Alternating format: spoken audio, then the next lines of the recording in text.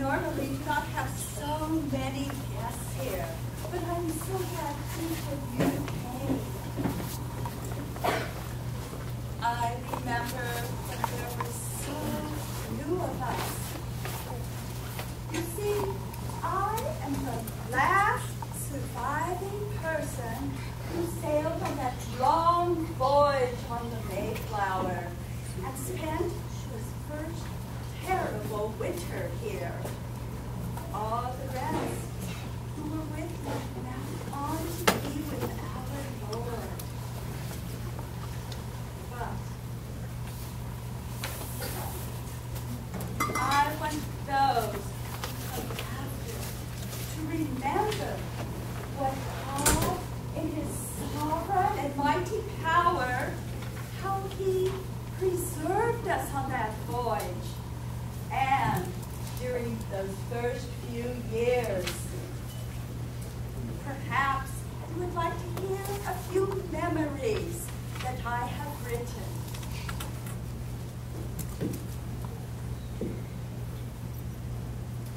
I was but 4 years of age when the Mayflower sailed.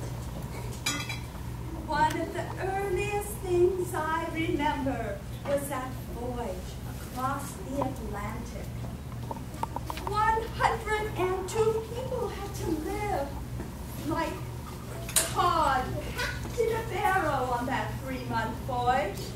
37 of us were separatists. We were traveling to the New World so that we could worship God as we believed the Bible taught. For us children, there was not much room below the deck to play. I'm Francis Billington, and I sailed over to the New World with my parents and Big Brother John. I also nearly exploded a keg of gunpowder on the Mayflower. What a sight that would have been. Some people call me mean and mischievous, but it was only a bit of fun. Francis, give me back my Susanna! Then come and get her. Give her back! Help! Help! Master Bartholomew Allerton, at your service. I too sailed to the New World aboard the Mayflower in 1620. My parents said King James in England wasn't letting us worship God in the way we believed was right. So that's why we came. This is my sister, remember. It's a different name, I know. But my parents gave me that name to remind me God's goodness every time I heard my name. And that's our little sister Mary, whom that dreadful Francis Billington is terrorizing again. I am John Howard. I was not a free man, but an indentured servant to John Carver when I sailed on the Mayflower. John Howard. When he died that first hard year at Plymouth, he left his entire estate to me, like he would his own son. Francis Billington, might have guessed as much, but Master Bartholomew, I expected more of you. What is all this about? He took Mary's doll. I couldn't just let him do it. Francis? It's just that we've been on this boat forever, and there's nothing to do. It's just water, water, water. Except when it's stormy. I don't even want to think about that. We'll never get to the New World at this rate. Do you all remember that storm a few weeks ago when the waves swept me off the deck? I surely do. Well, that was frightful. Almost as bad as the time when the beam supporting the mast cracked. Oh, I was so sure we were all going to die. Yes, it was very frightful. When I plunged into the dark, cold water, I thought I was going to die. But in that same split second, there was one other thing I was sure of. What? Did drowning be the way you died? No, Francis. I knew that God was in control. He could let me live, or he could let me die. And you know what happened? What? Well, the force of the waves carried me right into a trailing rope from the ship. I was able to hold on long enough for the crew to pull me back on board. See, our God, he'll take care of us. If he wants us to get to the New World, he'll take us there. even if we think we'll never ever get there because it's taking so long. Land ho! Land ho! It's the new world! Be patient, Francis. Just use those eyes God's given you. You'll see it in time.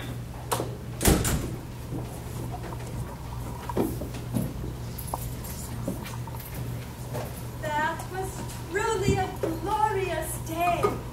Sighting land at last made us even more certain that God had blessed and ordained our journey.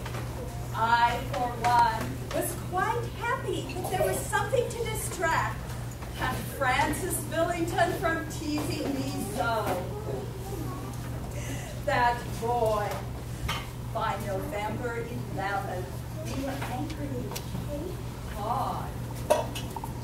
But before we left the ship, the 41 men who were heads of households were to sign the most significant legal document written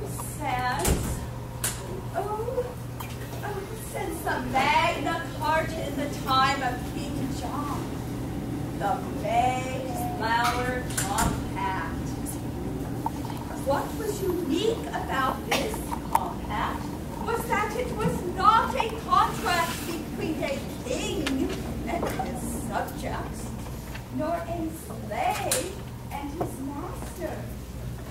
It was a contract between a group of individuals with God as their witness that would bind them together in a like-minded community for the common good of that community.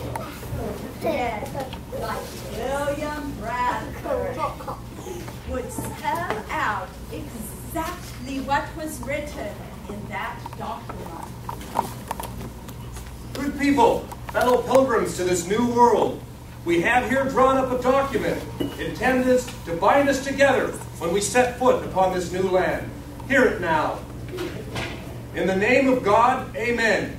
We whose names are underwritten, the loyal subjects of our dread sovereign Lord, King James, by the grace of God of Great Britain, France, and Ireland, King, defender of the faith, having undertaken for the glory of God and advancement of the Christian faith and honor of our king and country, a voyage to plant the first colony in the northern parts of Virginia, do by these presents, solemnly and mutually in the presence of God and one of another, covenant and combine ourselves together into a civil body politic for our better ordering and preservation and furtherance of the ends aforesaid, and by virtue hereof to enact, constitute, and frame just and proper laws, ordinances, acts, constitutions, and offices from time to time, as shall be thought most meet and convenient for the general good of the colony, unto which we promise all due submission and obedience. In witness whereof, we have hereunder subscribed our names at Cape Cod, the 11th of November, in the year of the reign of our sovereign Lord, King James of England, France and Ireland the 18th, and of Scotland the 54th, Anno Domini 1620. All those in favor say aye. Aye. Well, then we ask that each and every head of household now come forward and sign this document. Come, for we all know that a house divided cannot stand.